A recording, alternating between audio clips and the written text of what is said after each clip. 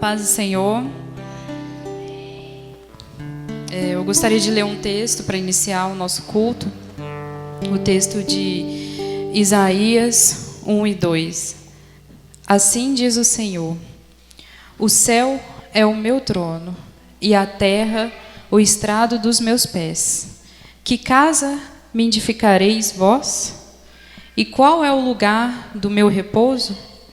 Porque a minha mão fez todas estas coisas, e todas vieram a existir, diz o Senhor. Mas o homem, para quem olharei, é este, o aflito e abatido de espírito e que treme da minha palavra. A pergunta que eu faço para mim e para vocês é: há quanto tempo não trememos diante do Senhor? Há quanto tempo não dedicamos ao Senhor, não tiramos aquele momento?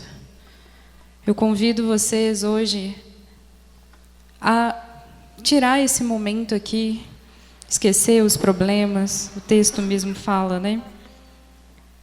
Para quem olharei? O aflito e o abatido de espírito, né? Então, nós temos a quem confiar. Então, eu convido a vocês a orar comigo agora, tá? Pai amado, obrigada, Senhor, mais uma vez, Senhor, por estarmos aqui diante de Ti. Obrigada pela Tua graça, Pai, pela Tua misericórdia, pelo Teu cuidado, Pai. Obrigada, Senhor, por o Senhor nos permitir, Senhor, a ler a Tua palavra, a estar aqui diante de Ti, Deus. Oh, Pai, nos dê sabedoria, Senhor, para compreender o que o Senhor quer dizer para nós. Ó Senhor, que os nossos corações estejam aqui, Pai, focados somente em Ti. Que os cânticos que vamos cantar agora, Senhor, seja para a Tua honra e para a Tua glória. Em nome do Senhor Jesus. Amém.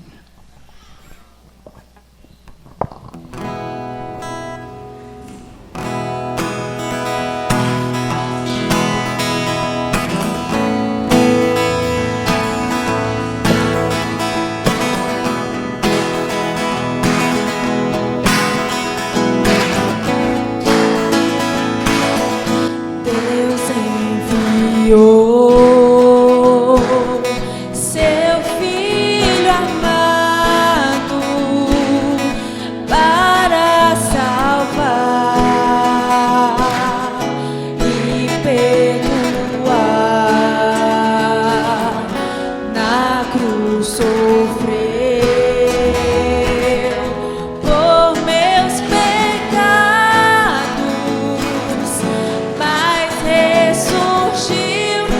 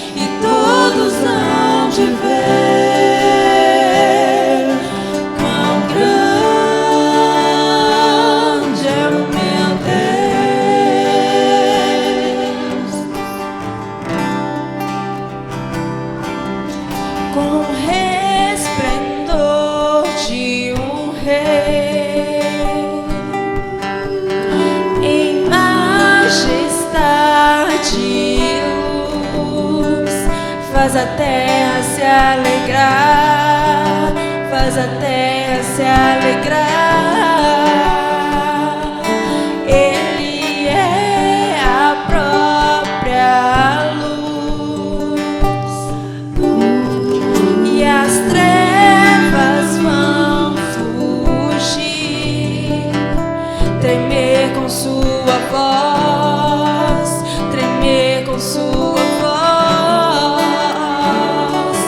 Quão grande é o meu Deus, cantarei. Quão grande é o meu Deus, e todos vão te ver. Quão grande é o meu Deus.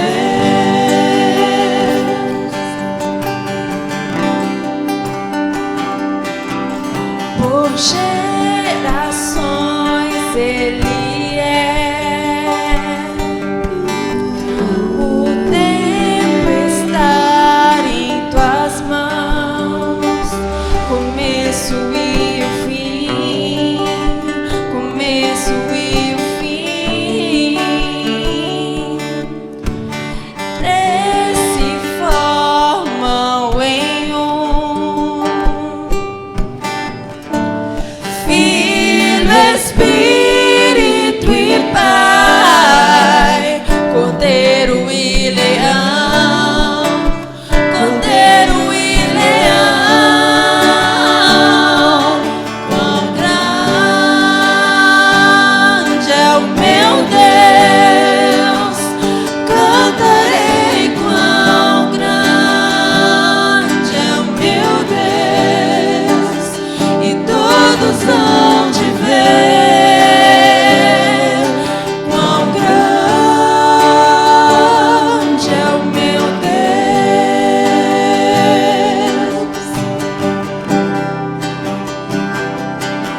Sobre todo nome eu sei,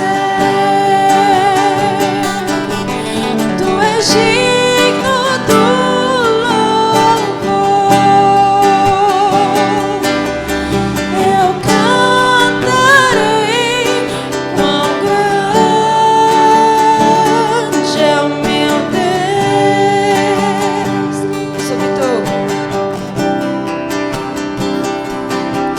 Sobre todo nome eu sei, tu és digno do louvor. Eu cantarei. Quão grande é o meu Deus.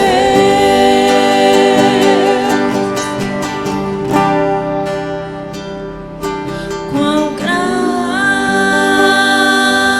é o meu Deus, cantarei. Quão grande é o meu Deus, onde ver.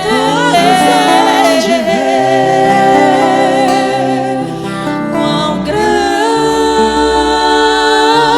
é o meu Deus.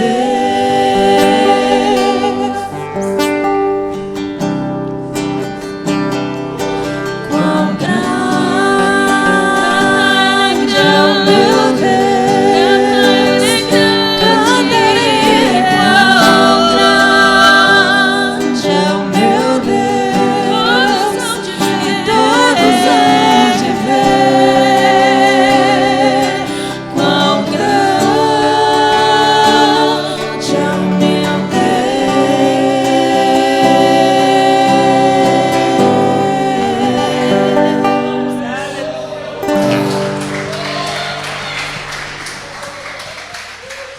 Glória a Deus, louvado seja o teu nome. Quão grande é o nosso Deus, né, gente? Que alegria. Eu gostaria de convidar vocês a orar, né, pelos dízimos e pelas ofertas. Amém? Pai, obrigada, Senhor, porque o Senhor é tão grande em nossas vidas, Pai. Oh, Deus, obrigada por ser esse Pai maravilhoso para nós. Oh, Deus, te peço, Pai, por cada um que está aqui, Pai, por cada oferta, por cada dízimo, Senhor, que vai ser entregue. Ó Senhor, que nós possamos entregar, Pai, com o nosso coração, Pai. Ó Deus, de todo o coração, Deus. Que o Senhor nos dê sabedoria, Senhor. Que o Senhor nos ajude, Pai, a ter um coração, Pai, mais doador, Pai, em tudo em nossas vidas. Te agradecemos em nome de Jesus. Amém.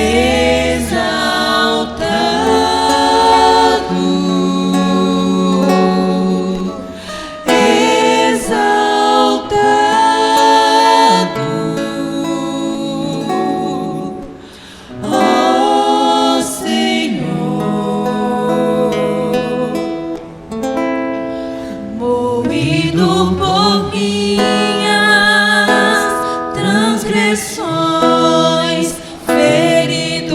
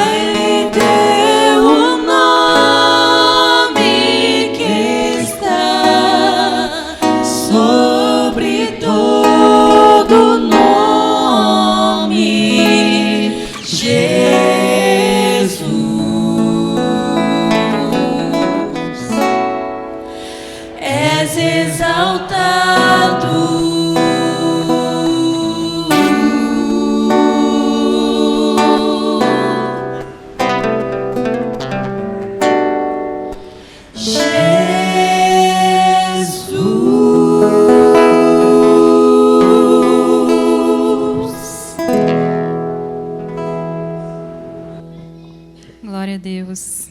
Louvado seja o teu nome. Gostaria de chamar o nosso pastor, né? Marco Antônio. E já as crianças.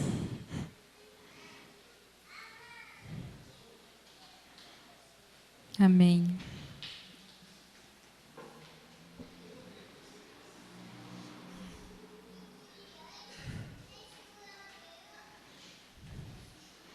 Nossas crianças agora vão aprender um pouquinho também, né, da palavra do Senhor, da forma que eles vão entender, né? Vamos orar pelas crianças? Amém? Pai, te agradeço, Senhor, mais uma vez por estarmos aqui, Senhor. Colocamos as nossas crianças, Senhor, nas mãos do Senhor, Pai. Ó, Pai, eles vão para a salinha agora, Senhor, que o Senhor dê entendimento para eles entender um pouquinho da Tua palavra, Senhor. E também dê sabedoria a cada professora que estiver ali, Senhor, que estão ali, Senhor, de coração e dando tudo com amor, Senhor. Ó, Pai, te agradecemos em nome do Senhor Jesus. Amém. A palavra está com o pastor Marco.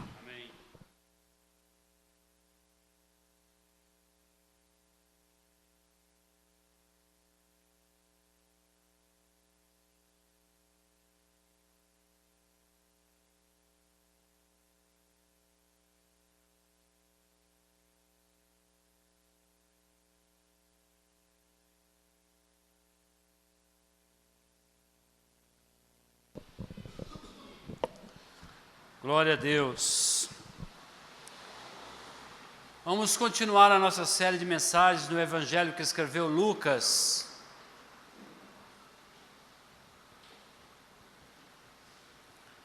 Capítulo 8, versículos de 1 a 3.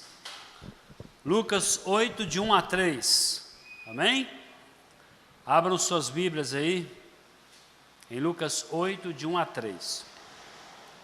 Nós temos trabalhado uma série de exposições bíblicas no Evangelho que escreveu Lucas. E o título dessa série é Convicções. E o título da mensagem de hoje é As Mulheres no Reino de Deus. É interessante que a primeira vez que eu usei esse termo, Reino de Deus, pensei comigo, será a primeira vez. Mas todas as vezes eu acabo ligando alguma ação ao reino de Deus, e é por isso que a maioria dos títulos das mensagens que eu trago em relação ao Evangelho de Lucas traz sempre essa frase, o reino de Deus. E novamente, as mulheres no reino de Deus. Lucas 8, 1 a 3. Antes de lermos, vamos orar. Pai, nós agradecemos a Ti pela palavra, pela misericórdia e o cuidado do Senhor. Que o Senhor seja engrandecido, que a Tua vontade, o Teu poder e a Tua graça sejam manifestados sempre para louvor e honra do Teu santo nome. Oramos em nome de Jesus. Lucas 8, 1 a 3. Aconteceu depois disto que andava Jesus de cidade em cidade, de aldeia em aldeia, pregando e anunciando o evangelho do reino de Deus. E os 12 iam com ele. E também algumas mulheres que haviam sido curadas de espíritos malignos e de enfermidades. Maria, chamada Madalena, da qual saíram 7 demônios. E Joana, mulher de Cusa, procurador de Herodes. Susana e muitas outras, as quais lhe prestavam assistência com os seus bens. Podem se assentar.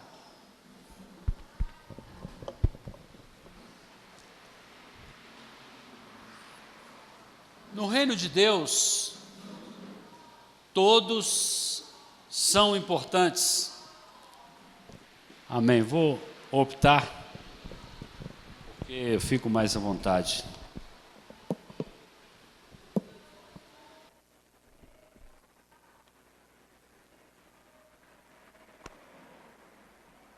Amém. Glória a Deus. No reino de Deus, meus irmãos, todos são importantes. nós somos partes deste reino. Este reino está em nós. E os homens são importantes, as mulheres são importantes, as crianças são importantes, enfim, todos são importantes. Hoje, no primeiro momento, veremos que Jesus irá sair de aldeia em aldeia, de cidade em cidade, pregando o Evangelho. Nós vamos perceber que ele já não é mais bem recebido nas sinagogas, e portanto ele vai sair por aldeia em aldeia, cidade em cidade, levando a mensagem do Evangelho, a boa nova, o reino de Deus. Nós veremos que nessa trajetória de Jesus, os seus discípulos irão com ele, os seus apóstolos, e também mulheres caminharão com ele, nesse trajeto de levar a mensagem do reino de Deus.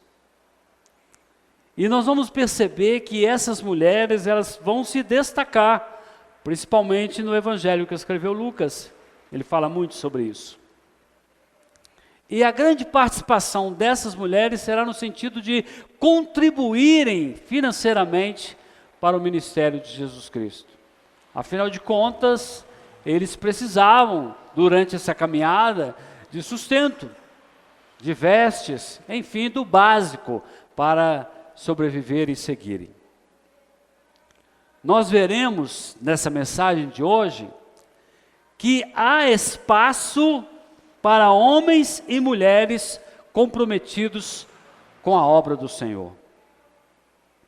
Nós vamos analisar esse texto, nós vamos tirar grandes lições para as nossas vidas. A importância desse pequeno texto, desses pequenos 3 versículos para as nossas vidas. Então, vamos ao nosso texto. Amém? Começamos com a expansão do reino de Deus. E aí está no versículo 1 do capítulo 8. Em outras exposições, nós vimos que Jesus pregou nas sinagogas. Por exemplo, nós tivemos a oportunidade de pregar aqui, falar aqui a primeira vez que ele pregou numa sinagoga em Nazaré. E em quase todas esses locais onde ele esteve, a sua palavra trouxe um desconforto, vou usar um termo leve aqui, para os seus ouvintes. E eles ficaram incomodados com a mensagem de Jesus. A primeira vez que ele pregou e ele terminou a sua mensagem, o que eles fizeram? Está registrado lá no versículo 28 e 29 do capítulo 4 de Lucas. Nós já pregamos sobre isso aqui, né?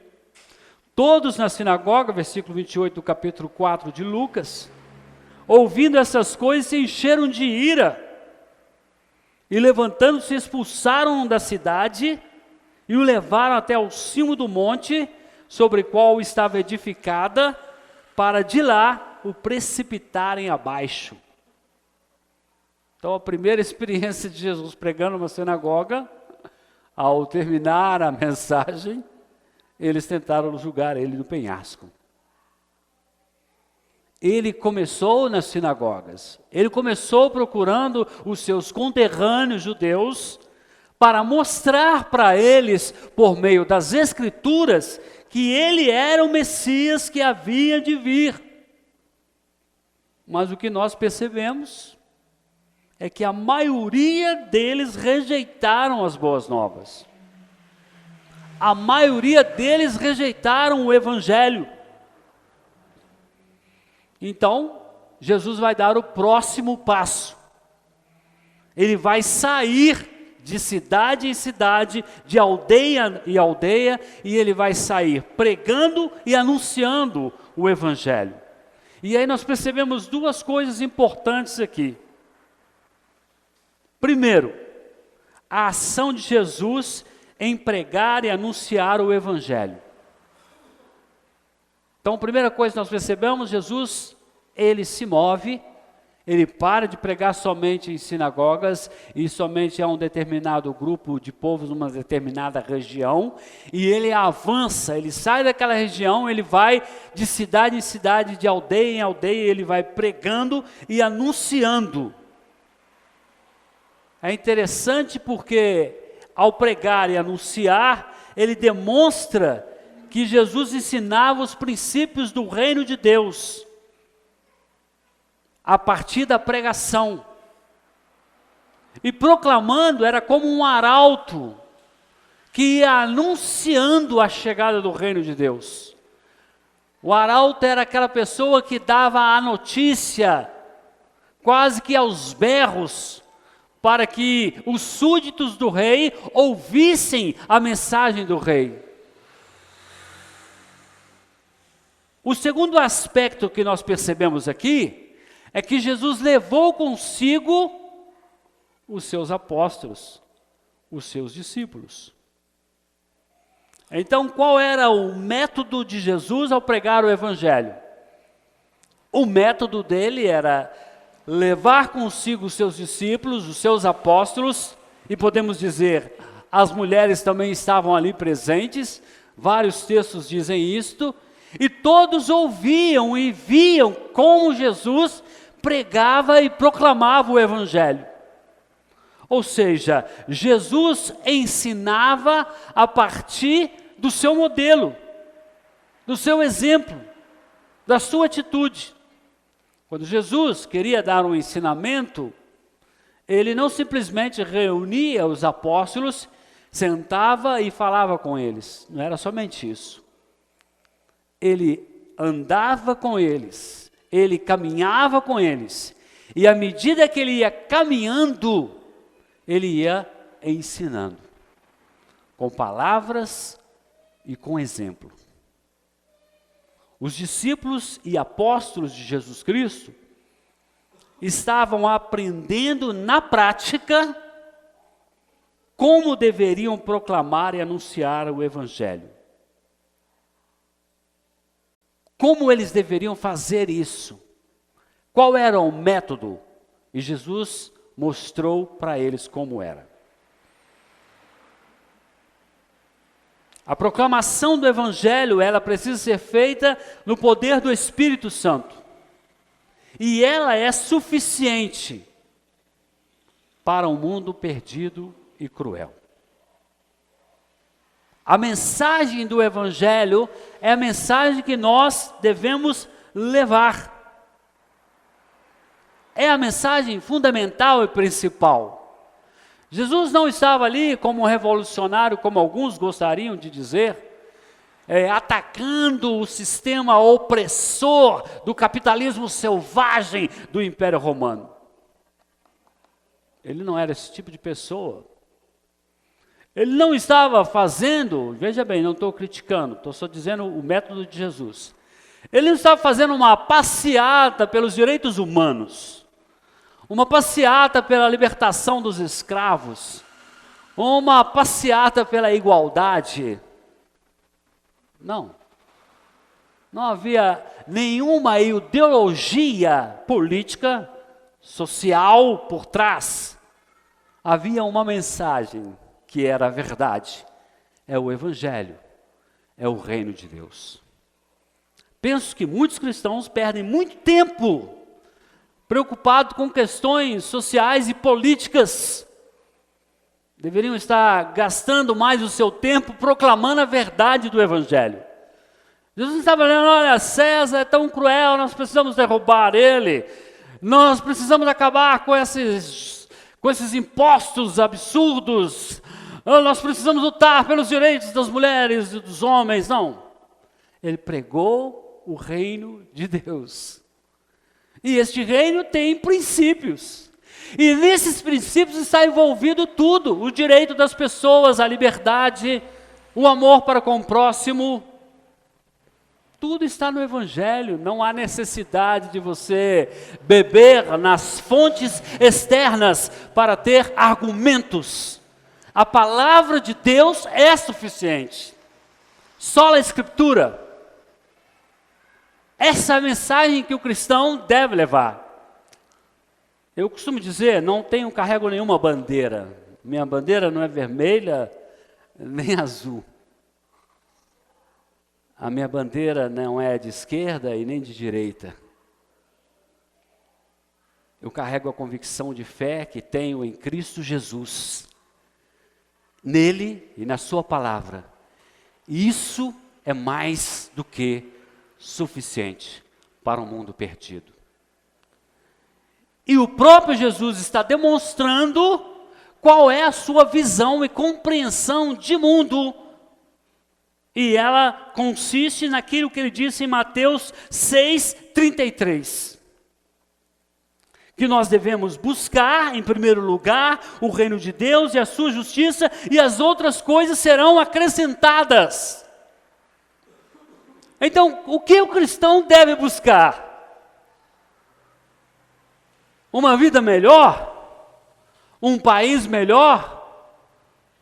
O cristão deve buscar o reino de Deus e a sua justiça. E um país melhor, um lar melhor, uma família melhor, uma cidade melhor, uma igreja melhor, serão acrescentadas. Então, essa é a mensagem que Jesus levava.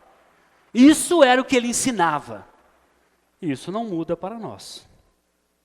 Agora nós veremos a importância das mulheres. Aí nós vamos discorrer dos versículos 2 até o 3. Alguns comentaristas dizem que o evangelho de Lucas é o evangelho feminino. Faz muito sentido, porque ele vai citar várias mulheres nesse evangelho.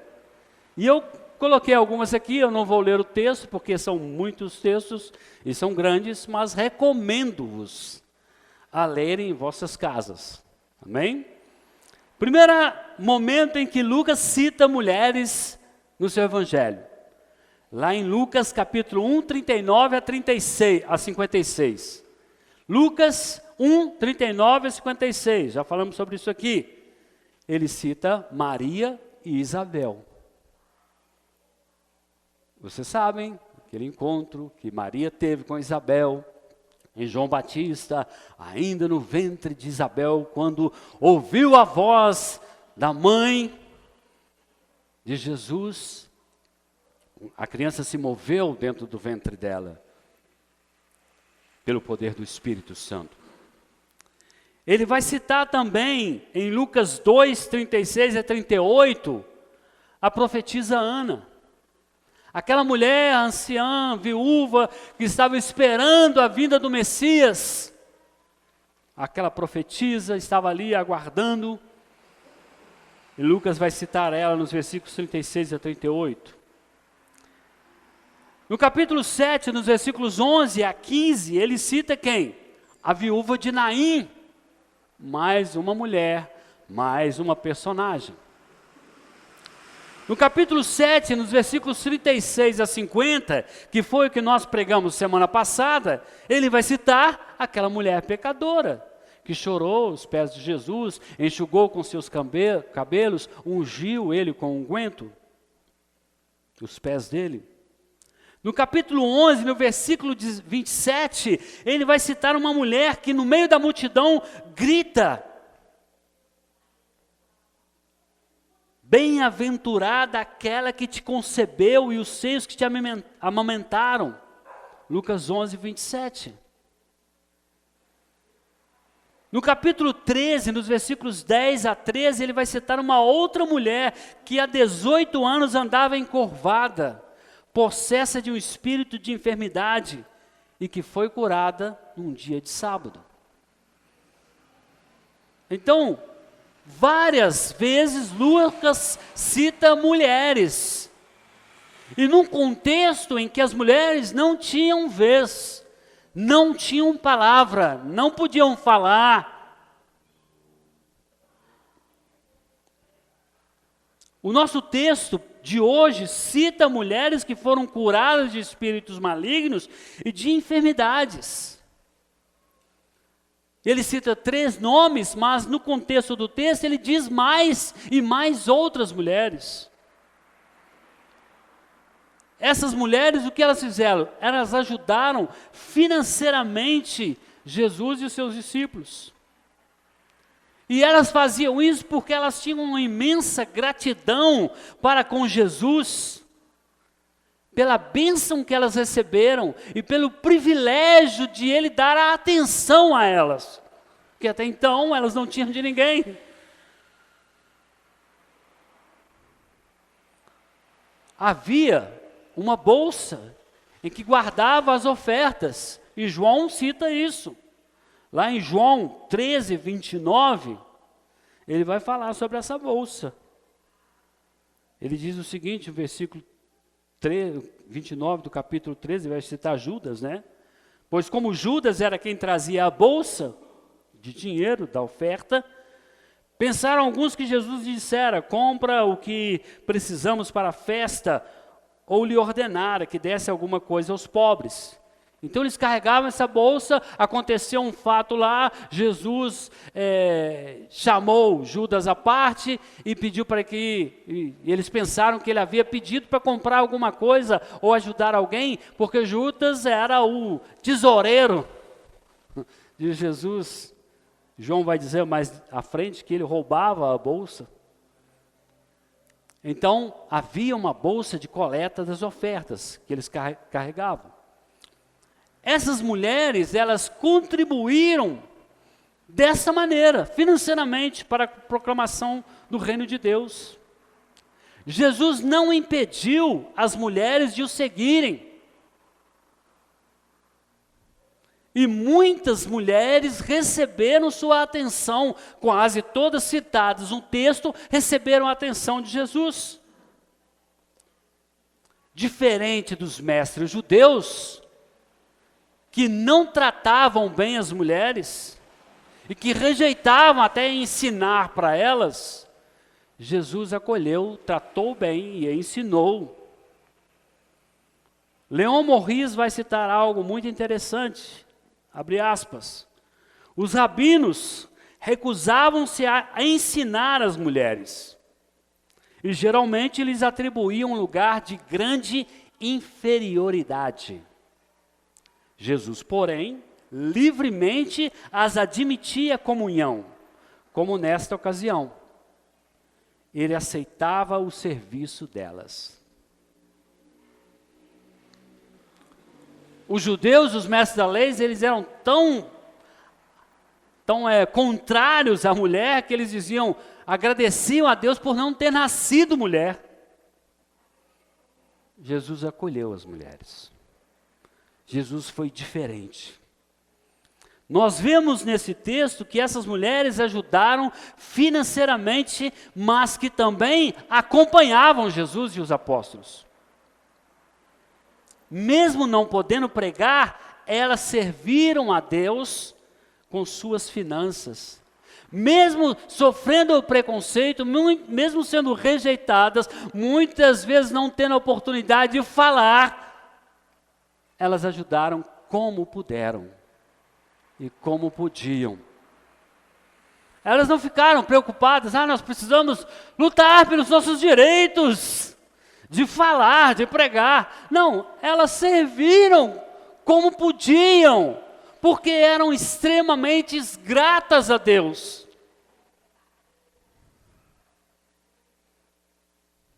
E receberam o acolhimento e a atenção de Jesus. Um outro aspecto importante que nós vemos nessas mulheres é o fato de elas serem diferentes em posições dentro da sociedade. Nós vemos aqui uma mulher que era possessa de 7 demônios, que era Maria Madalena. Alguns comentaristas entendem que os 7, como se refere ao número absoluto, está se falando que ela tinha muitos demônios. Independente disso, essa mulher era possuída por 7 demônios, como diz o texto, e o seu nome, Madalena, é originário do nome da cidade de onde ela vinha, Magdala.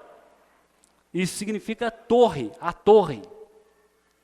Jesus libertou essa mulher. Ao contrário do que alguns comentaristas dizem, que ela era uma prostituta, não há indícios na Bíblia que provam que ela era uma prostituta. Possivelmente ela tinha uma perturbação mental, por causa da opressão maligna e por causa dessa obra do inimigo na vida dela, do diabo na vida por meio dos demônios, talvez ela tivesse uma perturbação mental, é mais provável isso. Então essa mulher era totalmente diferente de Joana, por exemplo.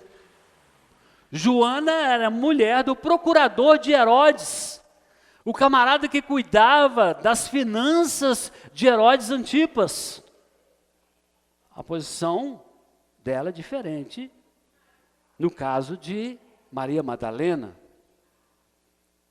Esta outra mulher citada aqui, Susana, não se fala muito no texto bíblico sobre ela, a única informação que temos é esta aqui, e muitas outras mulheres. E o que nós percebemos aqui é que essas mulheres, apesar de sua distinção social, apesar de elas serem diferentes dentro da sociedade, e talvez ter temperamentos diferentes e comportamentos diferentes, elas se uniram e serviram a Jesus. Essas mulheres, apesar da diferença social, conviviam harmoniosamente em prol do reino de Deus. E eu quero citar aqui John Charles Riley. Ele vai dizer algo fantástico. Prestem bem atenção. Abre aspas. Gratas pelas misericórdias recebidas das mãos do nosso Senhor, estavam dispostas a suportar muitas coisas por amor a Ele. Fortalecidas em seu íntimo pelo restaurador poder do Espírito Santo, foram capazes de apegarem-se a Jesus e não desistiram. E com nobreza seguiram-no até o fim. E ele diz: não foi uma mulher que vendeu o Senhor por 30 peças de prata. Não foram as mulheres que abandonaram o Senhor no jardim do Getsêmani e fugiram. Não foram as mulheres que 3 vezes negaram a Cristo na casa do sumo sacerdote. Mas foram elas que lamentaram e choraram quando ele estava sendo levado para a crucificação. Foram as mulheres que permaneceram junto à cruz e as primeiras a visitarem o sepulcro onde se encontrava o corpo do Senhor. Foram elas que testemunharam de primeira mão o Cristo ressurreto. Realmente, grande é o poder da graça de Deus. Fecho aspas. Percebem a importância da mulher no reino de Deus? E quanto as mulheres foram, podemos dizer assim, mais fiéis e mais entregues a Deus e à obra do seu reino do que muitos homens? De como elas seguiram Jesus até o fim? E como elas começaram e foram com ele até o fim? Devemos considerar alguns aspectos, né? Elas eram mais ignoradas e rejeitadas e, portanto, despercebidas, mas elas estavam lá o tempo todo, acompanhando Jesus. Não negaram Jesus, não fugiram, não correram, permaneceram até a crucificação e depois foram lá onde ele estava sepultado. E foram as primeiras a o verem ressurreto. Nós percebemos também outro aspecto importante. Você vai ver na sua Bíblia e nos Evangelhos. Nenhuma mulher foi hostil a Jesus. Percebe isso? Vários homens foram hostis a Jesus. Nenhuma mulher fez isso. Nenhuma crente convertida e nenhuma incrédula. Percebem? essas mulheres no Evangelho citadas foram mulheres de destaque, importantíssimas no reino de Deus. Essa é uma palavra também para a reflexão das irmãs, do quanto vocês são importantes, do quão grande é o valor de vocês para o nosso Deus. Não existe possibilidade da igreja do Senhor caminhar sem a ajuda, cooperação e participação comprometedora das nossas irmãs.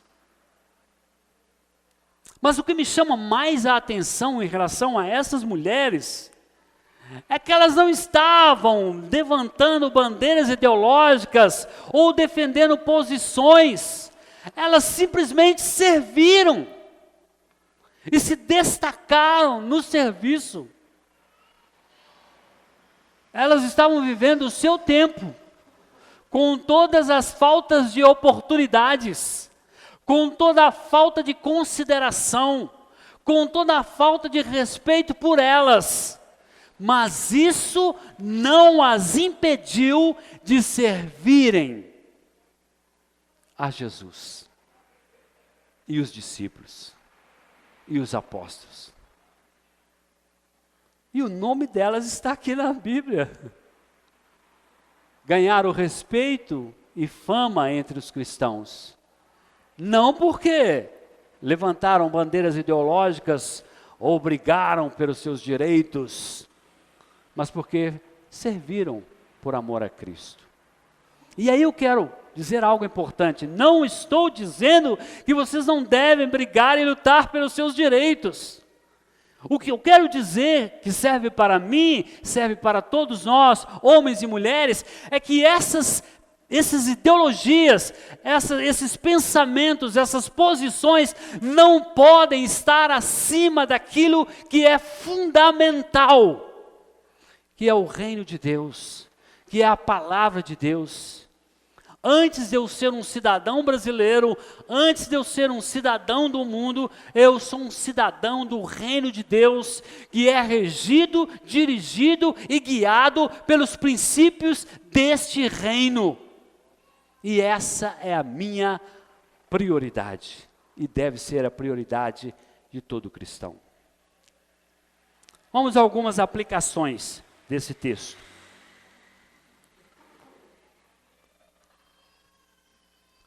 Percebemos um aspecto importante aqui. Jesus cumpria rigorosamente a sua missão. Ele pregava e anunciava o evangelho do reino de Deus.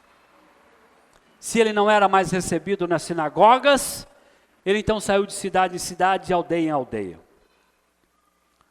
Os discípulos iam com ele, estavam sendo preparados, estavam sendo ensinados para a missão que mais tarde receberiam do próprio Cristo. Em Mateus 28, 18 a 20, o ide de Jesus. O ide de Jesus era aquilo que ele fazia. O ide é muito mais do que dizer vão. O ide é caminhai juntos. Assim como eu estou caminhando junto com vocês e ensinando a vocês, por meio da prática, vocês devem fazer isso em relação aos discípulos que vocês vão discipular ao longo desse ministério. E como seria esse ide? Receberiam o poder, Atos 1:8, mas recebereis poder ao vir sobre vós o Espírito Santo, e ser-me-eis testemunhas, tanto em Jerusalém como em Samaria, toda a Judeia e até os confins do mundo. Então nós somos chamados como cristãos. E a maneira como nós devemos fazer, Jesus ensinou para os apóstolos e nos ensina por meio do Evangelho. E o apóstolo Paulo aplicou isso, mesmo não tendo convivido com Jesus, ele entendeu claramente isso e ele aplicou isso em relação a Timóteo. Por exemplo, em Atos 16, 1 a 3, chegou também a Derbe e a Listra, e havia ali um discípulo chamado Timóteo, filho de uma judia crente, mas de pai grego. Dele davam bom testemunho os irmãos de Listra e Icônio. Quis Paulo que ele fosse em sua companhia e por isso circuncidou por causa dos judeus aqueles lugares, pois todos sabiam que seu pai era grego. Então, Paulo vai escolher Timóteo e vai ensinar Timóteo na prática como que é que faz as coisas. No mileu, né, como nós aprendemos aqui em outras ocasiões, no convívio, no dia a dia. Em 1 Timóteo 1, de 1 a 2, olha o que Paulo vai falar sobre Timóteo. Ele diz assim, versículo 1 do capítulo 1 de 1 Timóteo. Paulo, apóstolo de Cristo Jesus, pelo mandato de Deus, nosso Salvador, e de Cristo Jesus, nossa esperança, a Timóteo, verdadeiro filho na fé, graça, misericórdia e paz da parte de Deus Pai e de Cristo Jesus, nosso Senhor. Paulo tratou Timóteo como um filho. E nós poderíamos citar aqui Tito, Silas, o próprio Lucas e tantos outros que Paulo ensinava enquanto pregava o Evangelho. O que isso é importante para nós? Todo cristão maduro na fé, todo cristão que tem um conhecimento mínimo das verdades do Evangelho, ele precisa colocar isso em prática.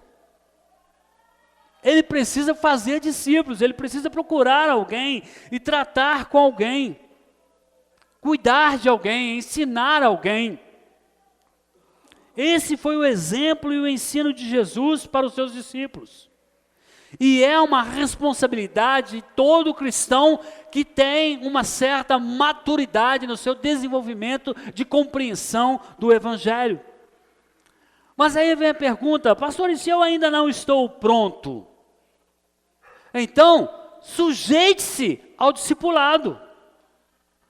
Participe ativamente dos estudos, dos ensinamentos, faça perguntas, desenvolva a sua fé, porque o Senhor não quer que você e eu sejamos crentes medíocres, que estão na média. Ele tem algo mais para nós, Ele quer que nós façamos discípulos de todas as nações.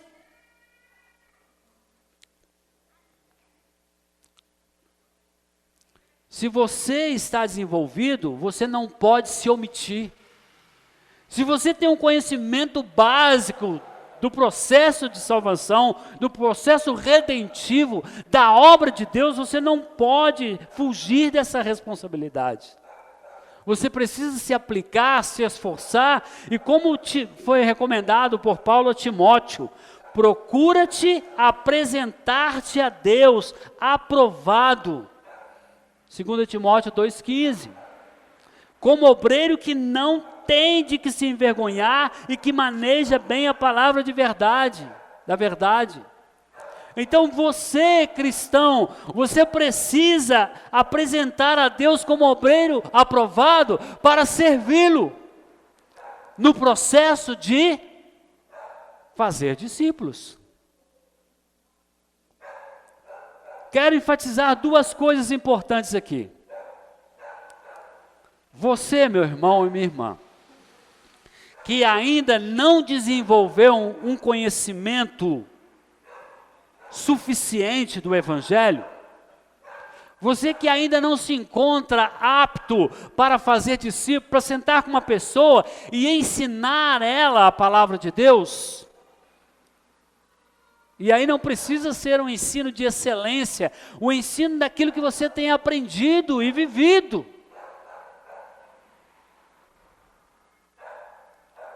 Você precisa se dedicar ao estudo. Você precisa ler livros, você precisa estudar a Bíblia. Por isso que nós estamos dando livros para vocês lerem aqui. Por isso que nós fazemos questões de gravar as pregações para vocês ouvirem novamente, para aprenderem e fazerem perguntas. A escola bíblica aqui funcionando para ensinar vocês, porque é a responsabilidade de todo cristão convertido se preparar para fazer discípulos. E você que está apto?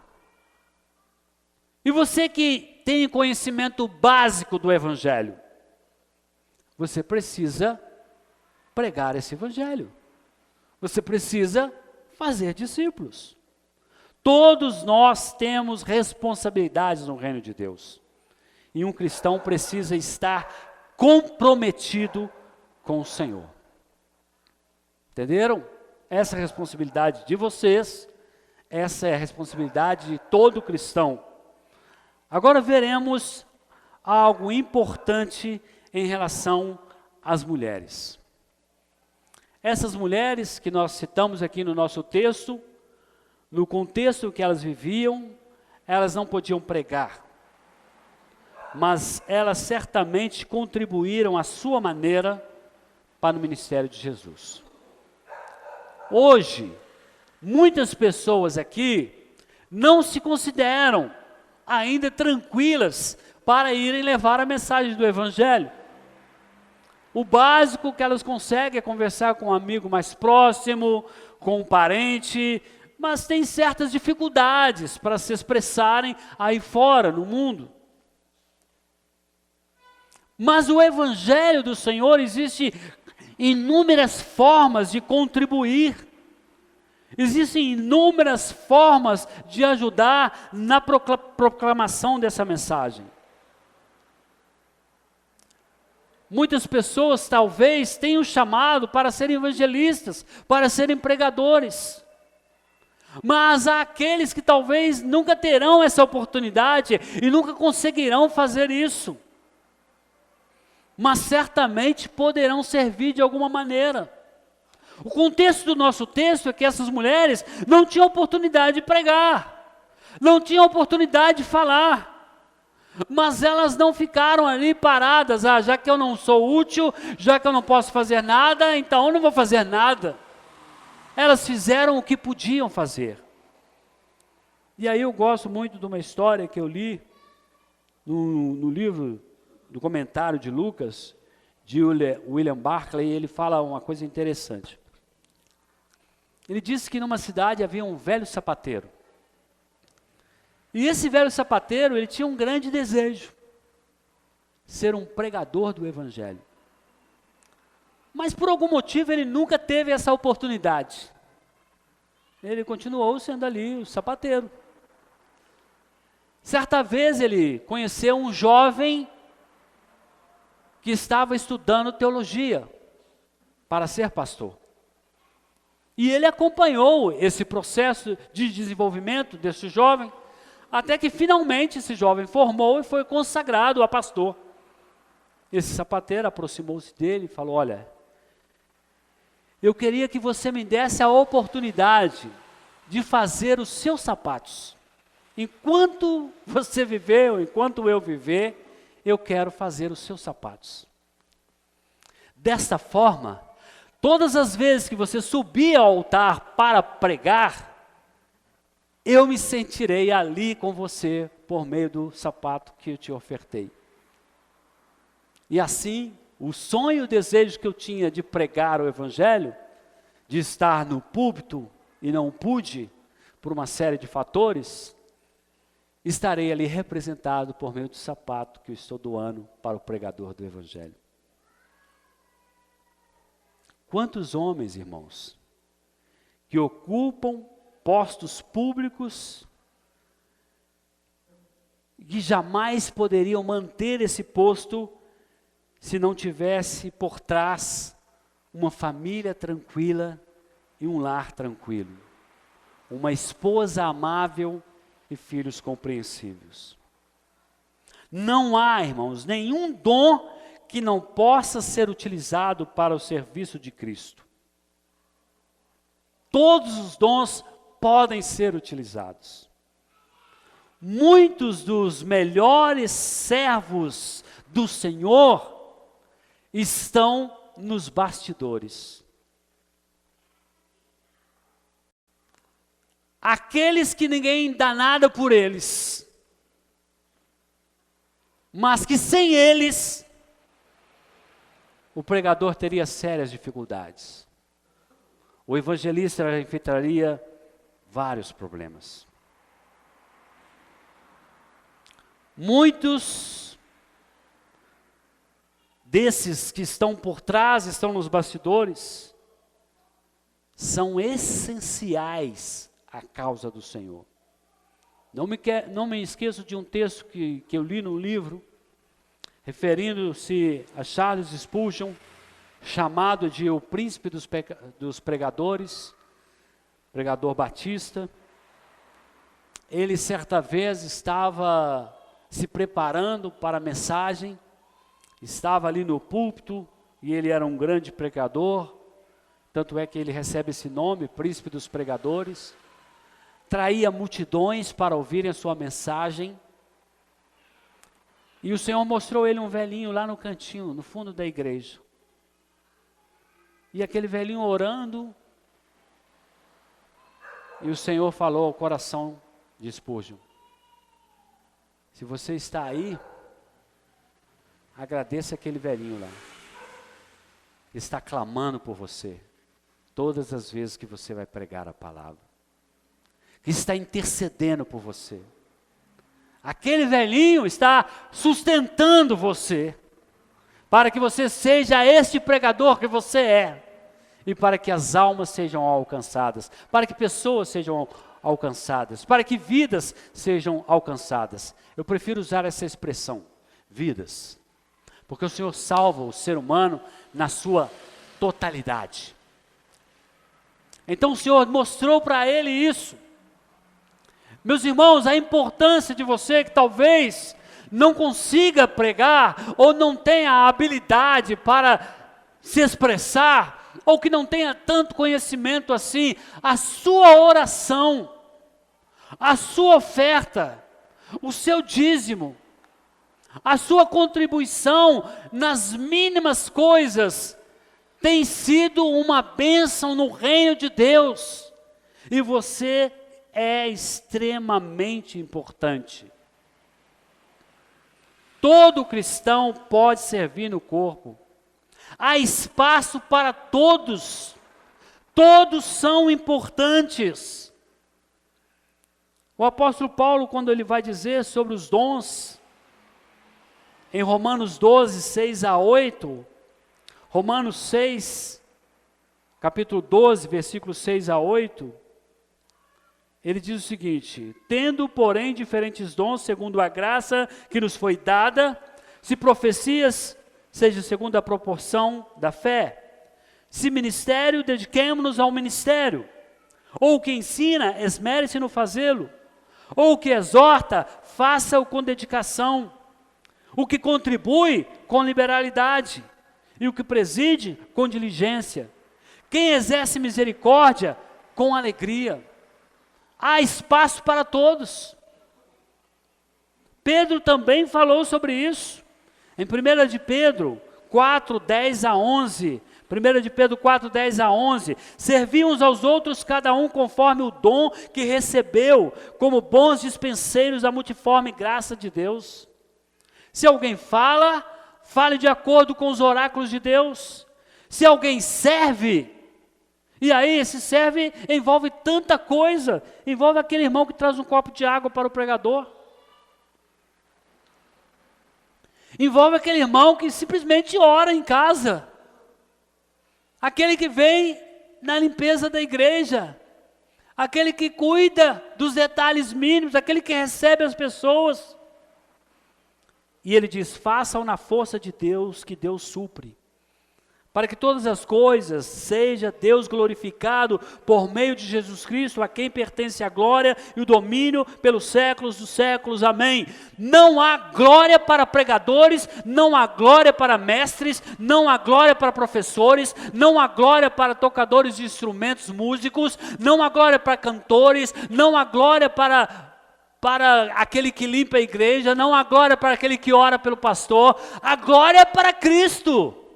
Só Ele é digno de receber toda a glória. Você não trabalha na obra de Deus para receber reconhecimento e glória. porque glória e louvor é somente ao Senhor. Costumo dizer, quando as pessoas não me agradecem, não dão valor ao que eu faço por elas, eu louvo a Deus, porque a glória está sendo dada ao único que merece toda a honra e toda a glória.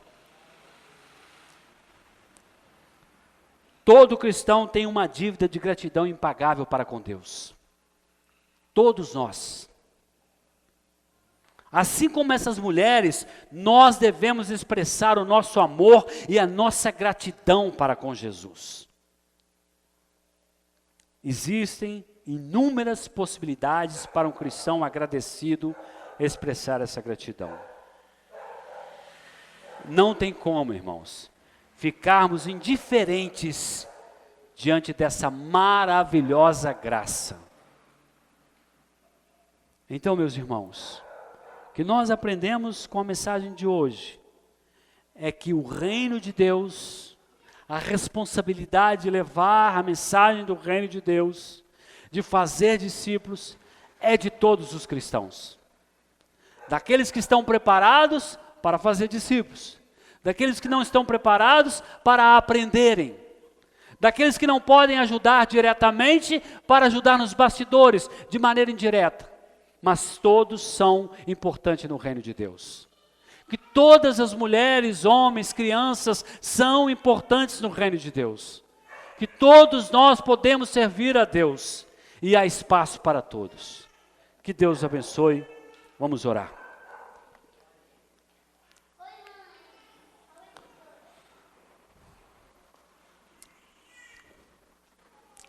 Pai, nós agradecemos a Ti pela palavra do Senhor, pelas Tuas misericórdias, pelo Teu cuidado, pelo Teu amor para conosco. Nós sabemos, ó Pai, que se não fosse pelas Tuas misericórdias, nós estaríamos totalmente perdidos. Mas aprove o Senhor escolher-nos segundo a Tua soberana vontade, para que fôssemos Tuas testemunhas, e para que o Teu nome fosse glorificado, por meio do nosso testemunho, para sempre vivermos para a glória do Senhor. Ajuda-nos, ó Pai, a vivermos sempre servindo ao Senhor, da maneira que podemos, com aquilo que temos.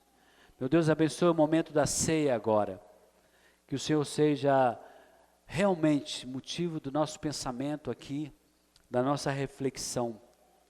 Participar deste pão e beber deste cálice, que representam o corpo e o sangue de Jesus que foi derramado na cruz do Calvário por nós. Somos gratos de fazer isso em memória de Ti, para que nunca esqueçamos que a salvação que temos em Cristo Jesus é fruto do precioso sangue de Jesus Cristo, que nos purifica de todos os pecados e nos reconcilia contigo mesmo. Nós agradecemos em nome de Jesus. Amém.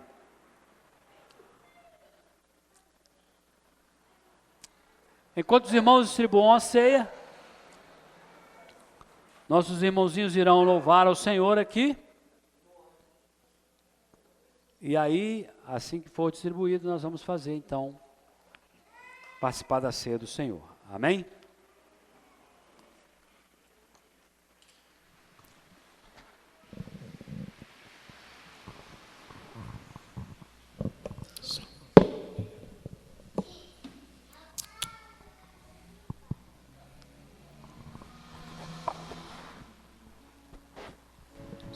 Som.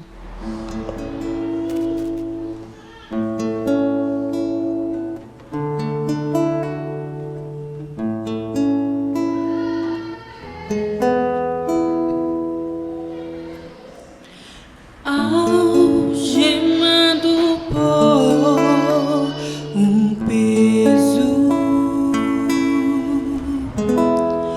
oh, quão triste andei, até senti a mão de Cristo.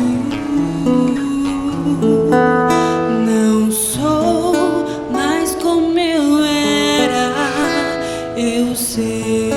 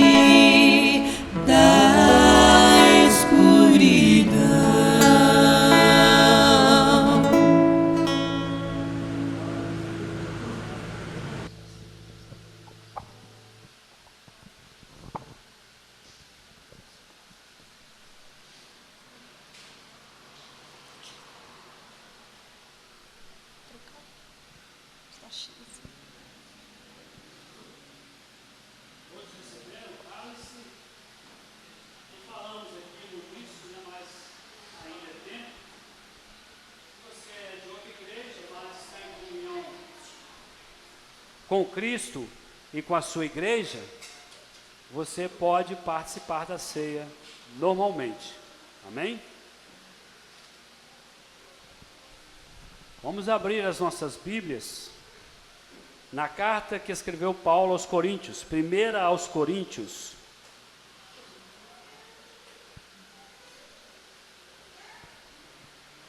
Capítulo 11.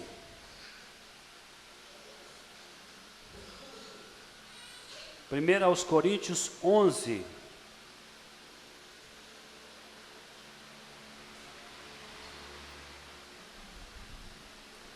Vou ler uma versão um pouco diferente da Bíblia de vocês, mas não se estranhem, amém? Foi que estava mais fácil para abrir aqui. Então vamos lá, versículo 23. Pois eu lhes transmiti aquilo que recebi do Senhor. Na noite em que o Senhor Jesus foi traído, ele tomou o pão, agradeceu a Deus, partiu e disse: este é o meu corpo que é entregue por vocês. Façam isto em memória de mim. Amém? Comamos dele todo.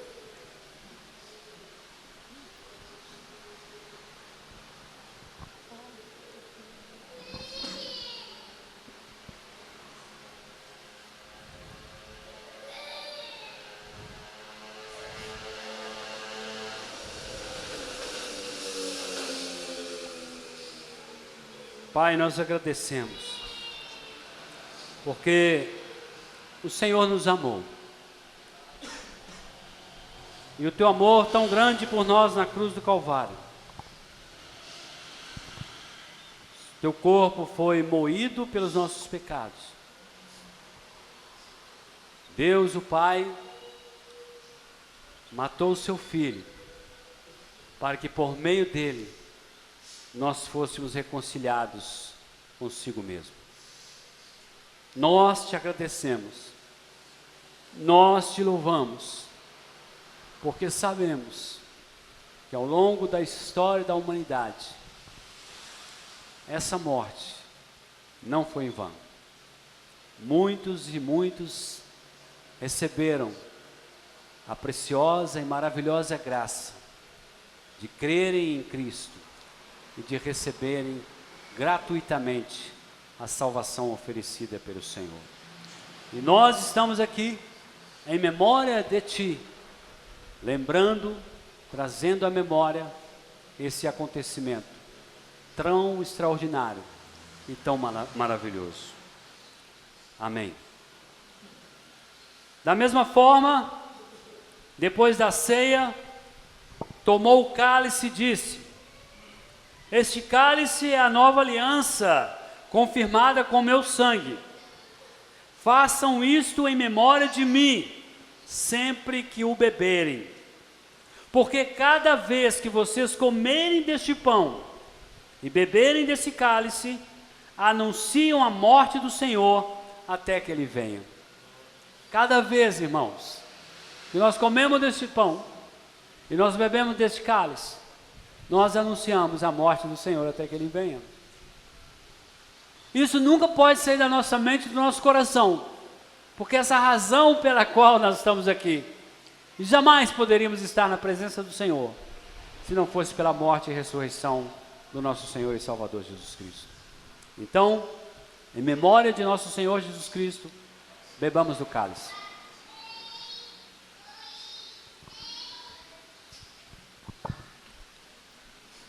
Ó Senhor amado, Deus de poder e graça, te damos graças porque o sangue de Jesus Cristo, teu Filho, nos purifica de todo o pecado.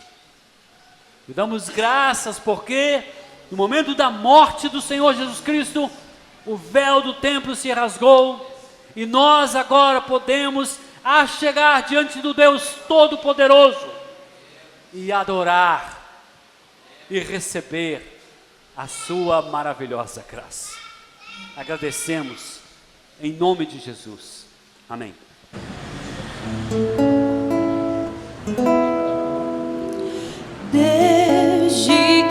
aceitei a Cristo e senti seu terno amor. Tenho achado paz e vida, pra sempre cantarei em seu amor. Tocou-me, Jesus, tocou-me de paz, ele encheu meu coração. Quando o Senhor Jesus me tocou, livrou-me da escuridão, livrou-me da escuridão, livrou-me da escuridão. Amém. Glória a Deus.